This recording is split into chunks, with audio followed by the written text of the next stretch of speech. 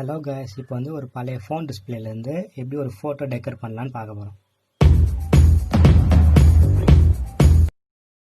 அதுக்கு வந்து cardboard, phone display, wire, battery மட்டும் இருந்தால் போதும், செஞ்சிடலாம். இப்போ வந்து ஃபோன்லேருந்து ஃபோன் டிஸ்பிளேவை நம்ம தனியாக எடுக்க போகிறோம். எடுத்ததுக்கப்புறமா இது அந்த ஃபோன் டிஸ்பிளே, இதுலேருந்து வந்து அந்த உள்ள இருக்கிற டிஸ்பிளே மட்டும் தனியாக எடுக்க போகிறோம். பிளாக் கலர் டிஸ்பிளே இருக்க பார்த்தீங்கன்னா அது தனியாக எடுக்க போகிறோம்.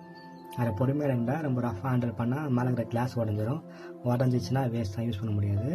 பொறுமையாக எடுங்க.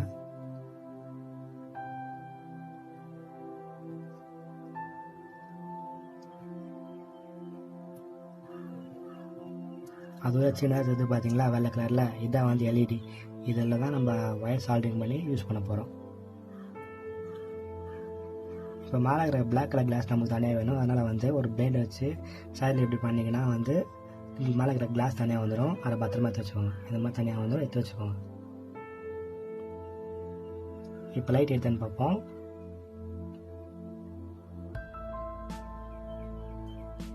லைட் நல்லாவே எரியுது.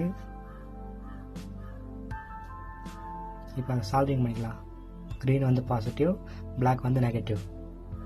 சால்டரிங் பண்ணியாச்சு. கரெக்டாக ஒர்க் ஆகுது. இது வரைக்கும் பார்த்துட்டு வந்து ஒரு எல்இடி இருக்கிற டிஸ்பிளே, 2 எல்இடிஸ் இருக்கிற டிஸ்பிளேவும் இருக்குது. அது வந்து கொஞ்சம் பவர் அதிகமாக தரும். அதுதான் இதான் நம்ம யூஸ் பண்ண போகிறோம். அதே மாதிரி ஒயர் இதுலேயே சால்டிங் பண்ணிக்கிட்டேன்.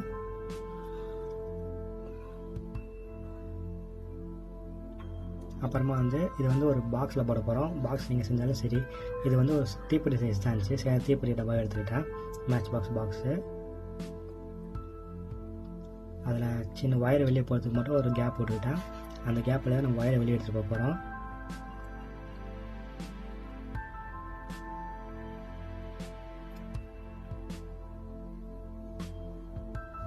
இப்படி தான் வெளியே எடுத்துகிட்டு போகிறேன்.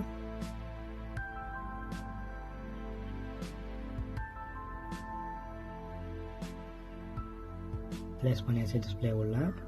அதுக்கு மேலே வந்து ஒரு எதனா ஒன்று, ஒரு வேர்டிங்ஸ், என்ன ஃபோட்டோ எதனா வச்சுக்கலாம்.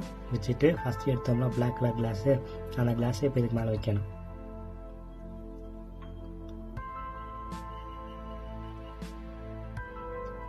வச்சாச்சு. இப்போ சப்ளை கொடுத்து பார்த்தா ஒர்க் ஆகுதா இல்லையான்னு. சப்ளை கொடுத்தாச்சு. ஒர்க் ஆகுது பாருங்கள், எப்படி தான் எரியும். இப்போ அதுக்கு பெயிண்ட் அடிச்சிடலாம் அந்த பாக்ஸ்க்கு. அப்படியே வச்சுனா நல்லா இருக்காது பார்க்க. அதனால் வந்து ஒரு ஸ்டாண்டு மாதிரி செய்யலாம் அப்படின்னு சொல்லி வச்சுக்கிறேன். கீழே மேலே வந்து டிஸ்பிளே கொஞ்சம் வெயிட்னால கீழே இப்போ வெயிட்லெஸ்ஸாக வச்சு நிற்காது. அதனால் கீழே வுட் யூஸ் பண்ணுறேன். அந்த சப்போர்ட்ஸை வந்து சைடில் ஒட்டிக்கிறேன் 2 சைடும்.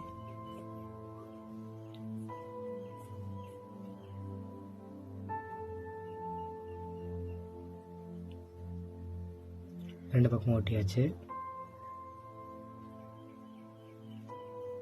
ஒட்டினதுக்கு அப்புறமா அதையும் கீழே இருக்கிற ஸ்டாண்டே வந்து எம்சில் யூஸ் பண்ணி ஒட்டுறேன்.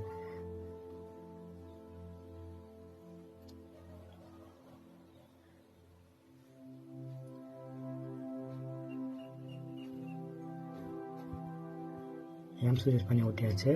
ஒட்டினதுக்கப்புறம் இப்படி தான் இருக்குது. இப்போ வந்து அந்த ஒயர் பேக்கில் இருக்கிற ஒயரையும் அதோட ஸ்டாண்டையும் சேர்த்து ஒட்டியாச்சு. ஏன்னா ஒயர் ஆடிட்டே இருந்தால் லூஸ் கனெக்ட் ஆக போகுது அப்படின்னு ஒட்டியாச்சு.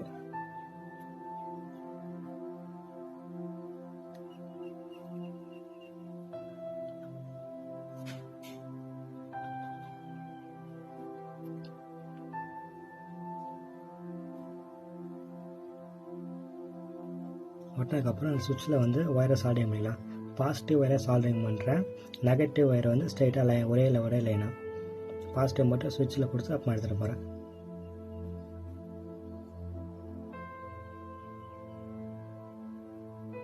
சால்டிங் பண்ணி முடிச்சாச்சு.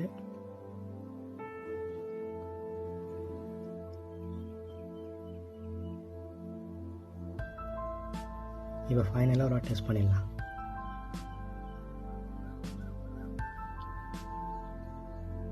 அவ்வளோதான் கைஸ், ஃபுல்லாக முடிஞ்சிச்சு. எப்படி இருக்குன்னு பாரு, நல்லா இருக்கா? இதுதான் ஃபைனல் ஃபினிஷ்டு ப்ராடக்ட். டீட்டெயிலாக ஃபுல்லாக முடிச்சுட்டு இதுதான் கடைசியாக. எப்படி இருக்குது?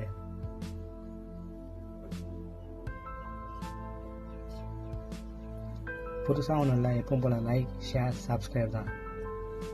தேங்க்யூ.